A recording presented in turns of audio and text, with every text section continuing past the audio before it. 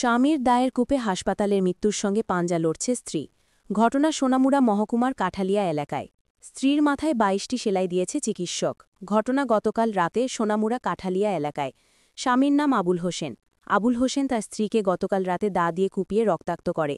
বর্তমানে তার স্ত্রী জান্নাতুল ফেরদৌসী আগরতলা জিবিকি হাসপাতালে মৃত্যুর সঙ্গে পাঞ্জা লড়ছে। বিয়ের ১ মাস পর থেকেই তার স্বামী তার ওপর অত্যাচার শুরু করেছে। বেশ কয়েকবার সামাজিকভাবে মীমাংসা হয়েছে, কিন্তু এরপরও বন্ধ হয়নি স্বামীর অত্যাচার।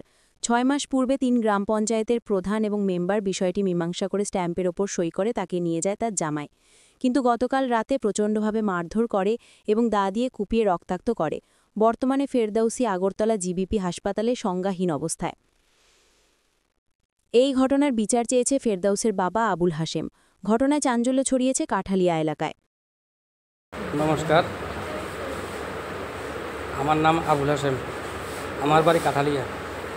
আমার মেয়ে বিয়ে দিয়েছি রাঙ্গামুড়া। জামাইর নাম হলো আবুল হোসেন, আর আমার বিয়ের নাম হলো সাহেব মিয়া। মেয়ে বিয়ে দিয়েছি ৬ বছর হয়েছে। তারপর বিয়ে দিবার ১ মাস পর থেকে এই ঝামেলা চলছে। ঝামেলার মধ্যেও মেয়েকে আমি কয়েকবার আমার বাড়িতে নিয়ে আমি রেখে দিয়েছি। তারপরেও মেম্বার প্রধান মিলে দুইও দিকের মিলে ছিলে দিয়ে যায়। আবার এই করতে করতে ৮-১০ বার মিটিং হয়েছে। মিটিংয়ের পরেও এবার আষাঢ় মাসও আমি একেবারে লইয়েছি। আনার পরে রয়েছে থাকবার পরে ৬ মাস আমার বাড়িতে রয়েছে।